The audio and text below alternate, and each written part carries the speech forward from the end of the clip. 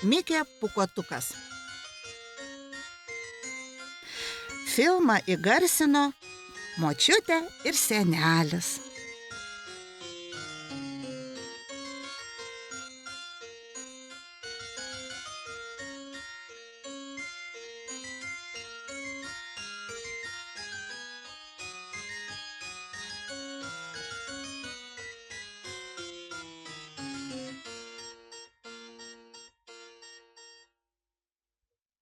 Pirma dalis, kurioje susipažįstame su Mikė pūkuotuku ir keliomis įtartinomis bitėmis.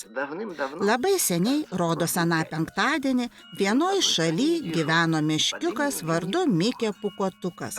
Kodėl toks keistas vardas? Todėl, kad ant jo durų buvo užrašyta Mikė pūkuotukas.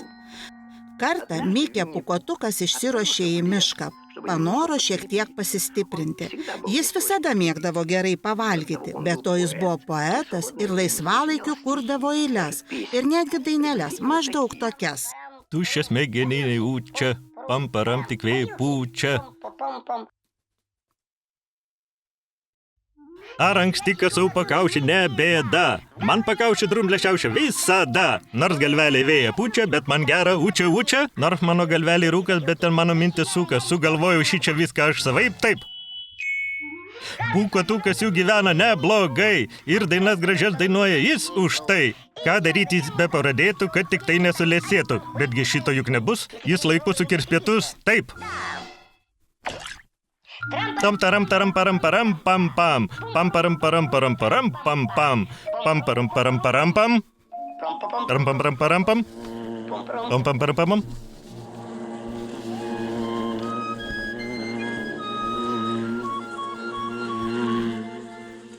Tai ne šiaip savo zzz. Medis pats zysti negali, vis tiek čia kažkas zyzia. O kam tau zysti, jeigu tu ne bitė? Manyčiau taip. O kodėl gyvena bitės? O kodėl todėl, kad darytų medų? Manyčiau taip. O kam reikia to medaus? Ogi tam, kad aš jį valgyčiau, manyčiau taip.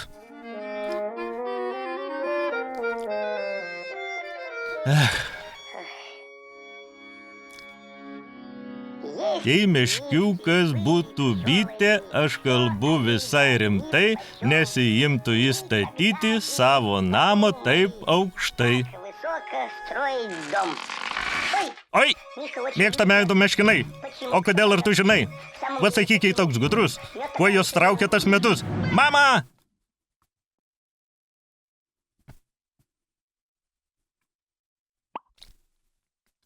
Taigi, Mikė pūkuotukas susiruošė pas savo geriausią draugą Knysliuką, kuris gyveno namelyje su užrašu pašaliniams D.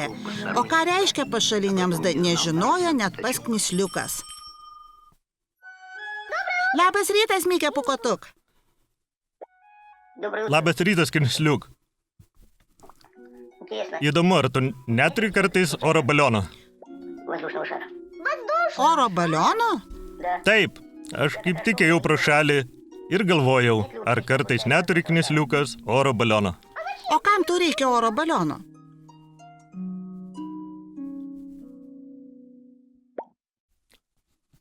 Medus. Kas? Medus. Kas eina medaus oro balionėliais? Aš einu.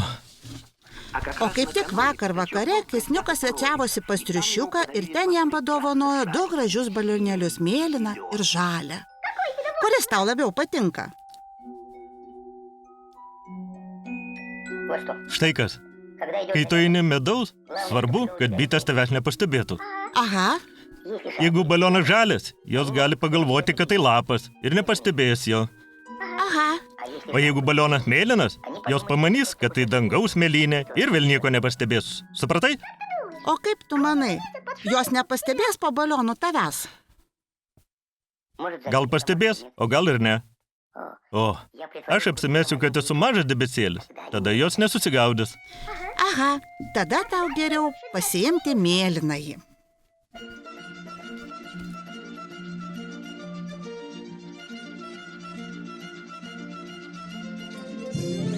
Kur einame su knysliuku, neklausinėkit mus. Nieks neatspės, nepasakys, oi ne, oi ne, oi ne. Taip, ar tu turi skėti? Skėti? Aš kaip tik pagalvojau, ar nepasiimti mums dėl viso pikto skėčio. Iš tų bičių galima visko sulaukti. Aha. Kur einame su knysliuku, neklausinėkit mus. Nieks neatspės, nepasakys, oi ne, oi ne, oi ne. Taip, palaikyk.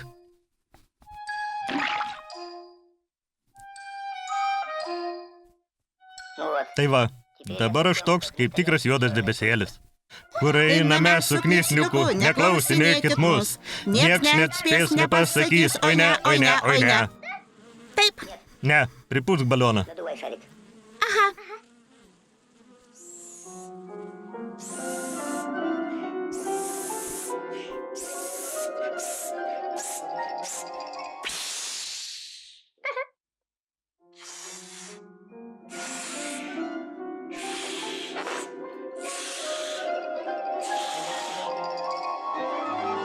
Paleisk!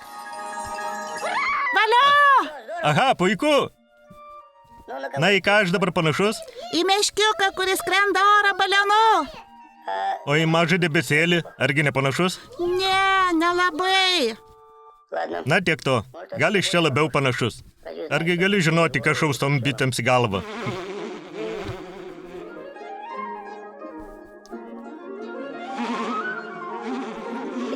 Knysliuk! Ką?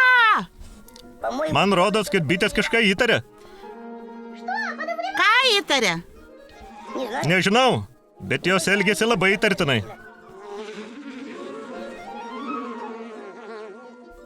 Gal jos galvoja, kad tu nori jų medų iškopti?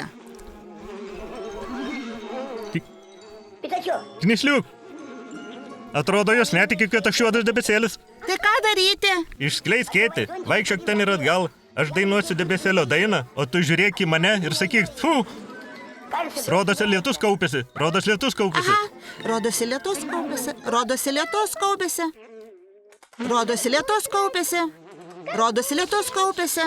Aš mažas debesėlis, aš nelokit visai, skirti gerą debesėlį padangiai, fu, aukštai.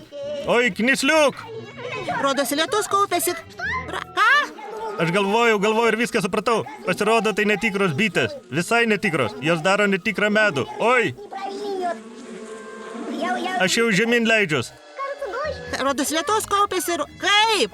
O aš apie tai dar nepagalvojau. Rodosi lietus kaupėsi. Knysliuk! Ką? Ar turi namie šautuvą? Turiu. Nešk jį greičiau. Melsvo žydroj padangiai ir miela ir jauku. Tfu! Lengvučiai debesėliai dainuoja virš langų. Tfu! Oi, knysliuk! Aš čia! Šauk! Kurgi tu šaudai? Į bites, žinoma. Ne į bites. Tu turi numušti balioną. Na, jeigu aš pataikysiu balioną, jisgi susprogs. O jeigu tu nepataikysi, tada aš nukentėsiu. Aha.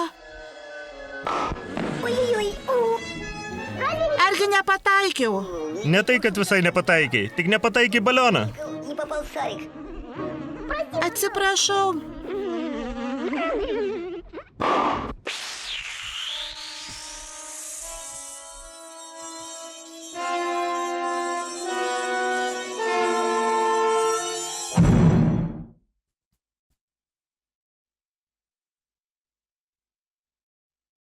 Mikė. Mikė. Mikė.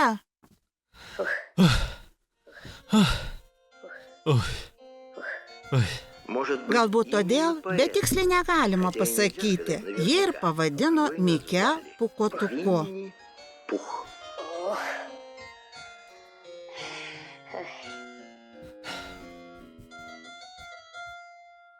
Ar ne laikas mums pasistiprinti? Manau, kad laikas. Kągi, štai ir pasaka baigta.